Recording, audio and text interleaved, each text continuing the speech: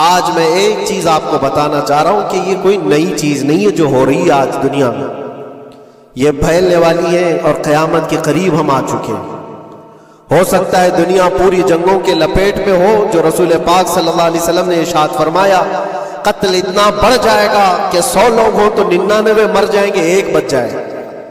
قتل اتنا بڑھ جائے گا، یہ جنگ کی آگ ہو سکتا ہے آس پاس سب پھیل جائے، جس کی وجہ سے اس وبا میں، اس بلا میں سب ملوث ہونے لگ جائیں گے۔ اور ایک بات یہ بھی یاد رکھو، چاہے جیسی بھی حکومت ہو، تاریخ پوری اٹھا کر کے دیکھنا، ظلم کے بعد جو غرور و تکبر میں آ کر فرعون بننے کی کوشش کرتا ہے، اس کا انجام اللہ تعالیٰ بہت بھیانک فرماتا ہے، بہت بھیانک انجام ہوتا ہے۔ اب کے ظالم بھی اپنے انجام کے بہت قریب آ چکے ہیں۔ انہوں نے ظلم اتنا کیا ہے، وہ بچوں کی آہیں، وہ عورتوں کی چیخیں کیا بارگاہ رب العزت میں نہ پہنچی ہوں گی؟ رب تبارک و تعالیٰ خود فرماتا ہے سَيَعْلَمُ الَّذِينَ ظَلَمُوا أَيَّ مُنْقَلَبٍ يَنْقَلِبُونَ، ان قریب ظالم یہ دیکھ لیں گے کہ کس پلٹی میں اللہ تعالیٰ انہیں گرانے والا ہے۔ جو جال وہ اپنے دشمنوں کے لیے بنتے ہیں، اللہ تعالیٰ اسی جال میں ان کو پھنساتا ہے۔ آج دیکھنا آپ، تاریخ کی سچائیاں آپ کو اس بات کا جواب دیں گی۔ ظالم یہ سمجھتا ہے کہ میں خدا کے برابر ہو چکا، مجھے کوئی بھی ہلاک نہیں کر سکتا۔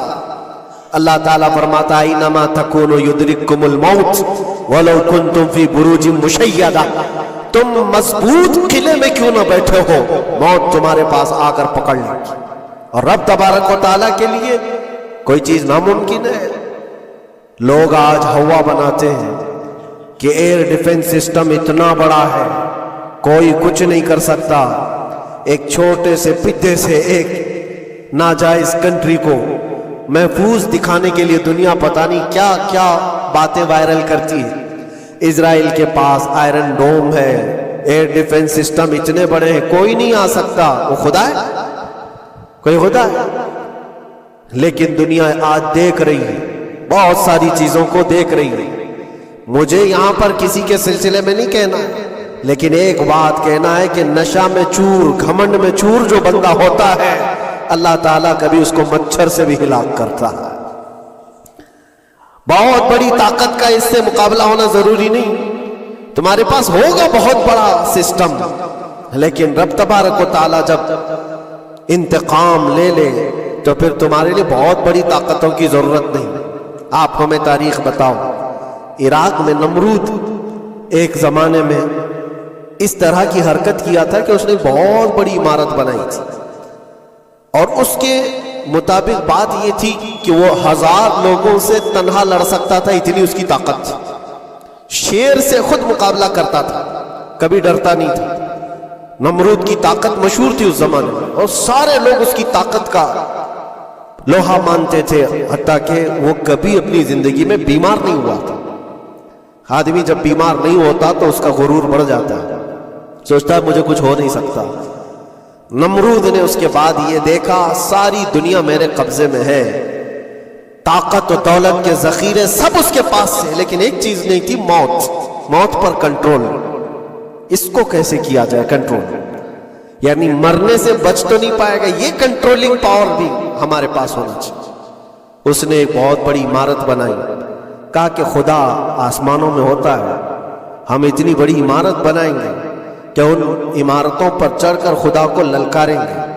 آجا میں مقابلہ کرتا ہوں، اور مقابلہ کر کے میں خدا کو گرا دوں گا کسی بھی طرح سے۔ اگر مجھ سے نہ ہو سکے تو پوری فوج کو تیار کروں گا، خدا سے لڑائی لڑ کر کے ایک بار وہ موت اور حیات کا پاور اپنے ہاتھ میں لے لیں گے، پھر ہم کو جب تک چاہے جینا ہے۔ کہاں کی خام خیالی! لیکن اس نے بنایا، پوری دنیا بھر سے لوگوں کو جمع کیا، سب کی زبان ایک بنایا، سب کی کرنسی ایک بنایا، ساری اس پوری دنیا کے لوگ اس کی فوج میں، سب کو یہ باور کرانا شروع کیا کہ ہماری لڑائی ہے دنیا سے نہیں، ہماری لڑائی کریٹر سے، خالق سے۔ ہم اس سے پاور چھین لیں گے ایک بار، اور پھر اپنے ہاتھ میں موت و حیات کا کنٹرول رکھیں گے۔ جس کو جتنی لمبی عمر چاہیے میں دوں گا، جس کو جب تک جینا ہے میں دوں گا، ازل سے لے کر ابد تک یہ سارے خیالات اس کے تھے، اور اس نے جمع کیا، عمارت بھی بنایا، فوج بھی تیار کیا۔ کیا رب تبارک و تعالیٰ یہ نہیں دیکھ رہا تھا؟ اس کی تیاری، اس کا جمع کرنا، اس کی عمارت بنانا، بہت دنوں تک یہ سب کام چلتا رہا۔ رب تبارک و تعالیٰ کسی سے غافل نہیں، دلوں میں گزرنے والے حالات سے بھی بے خبر نہیں، لیکن بندے کو رب تبارک و تعالیٰ ڈھیل دیتا ہے۔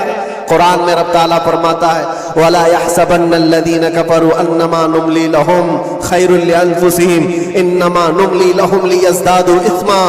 کافر جو ان کو ڈھیل ملی ہے یہ نہ سمجھیں کہ ہم نے جو ان کو چھوڑ رکھا ہے ان کے لیے بہتر ہے، بلکہ اس لیے ہم چھوڑ رکھیں کہ وہ اور زیادہ کریں، اور زیادہ کریں، لِيَزْدَادُوا إِثْمًا وَلَهُمْ عَذَابٌ مُهِينٌ، پھر ہم ذلت والا عذاب انہیں دینے والے ہیں۔ یہ مت سمجھ لو کہ رب تبارک و تعالیٰ ان سب چیزوں سے بے خبر ہے۔ نمرود اتنا سب کرتا رہا، اللہ نے اس کو چھوڑ رکھا، بنا لے، لمبی عمارت بنا، فوج بھی بنا لی، ساری چیزیں بنا لیا، مقابلے کے لیے اس نے دن بھی طے کر لیا۔ اس کے بعد اس کو خدا سے لڑائی لڑنی تھی، کہاں خدا تک پہنچنے کی بات، لیکن بندہ جب غرور و تکبر میں آتا ہے تو وہاں تک بھی سوچتا ہے، اسے موت پر کنٹرول حاصل کرنا تھا، بس یہ ایک چیز تھی۔ پھر جب وہ دن آیا، کتابوں میں ملتا ہے اللہ تبارک و تعالیٰ نے فرشتے اس کی جو تعداد ہے اس کا کسی کو علم نہیں۔ بارش کے جتنے قطرات گرتے ہیں نا، ایک ایک فرشتہ بوند لا کر رکھتا ہے۔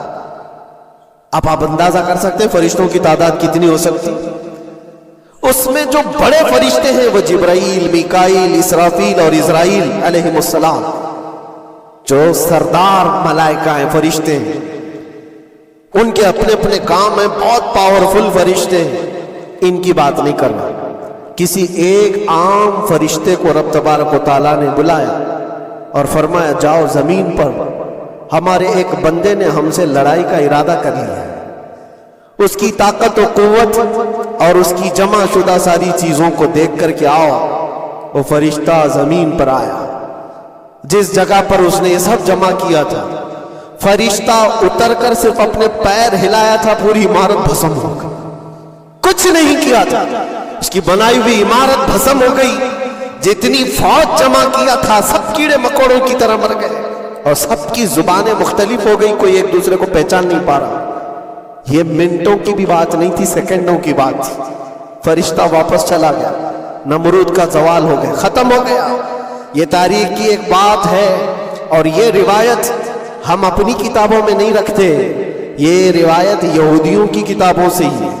یہودی اس بات کو یقین کرتے ہیں، اور اسی وجہ سے اس بات پر وہ دوبارہ عمل کرنے کے لیے پھر کوشش میں ہے۔ نیو ورلڈ آرڈر جو کہا جاتا ہے، پوری دنیا کو اکٹھا کرنا، ایک کرنسی بنانا، ایک لینگویج پر لانا، اور سب کو ملا کر کے ایک طاقت حاصل کرنا، اسپیس پر جانا، اور پھر وہی چیزیں دہرانی جا رہی ہے دنیا، وہی چیز ایک دوبارہ بار ٹرائی کرنا ہے، جس کے لیے آپ کو پتہ ہے یہ چھوٹی سی قوم پوری دنیا پر کنٹرول حاصل کرنے کے کیسے کیسے خواب دیکھتی۔ اگر آپ جائیں، اسلام دشمنی تو ان کی پرانی ہے، لیکن یہ جو 50,000 لوگوں کا قتل ہے، یہ صرف اور صرف ان کے اپنے ایک چھوٹے مقصد کے لیے۔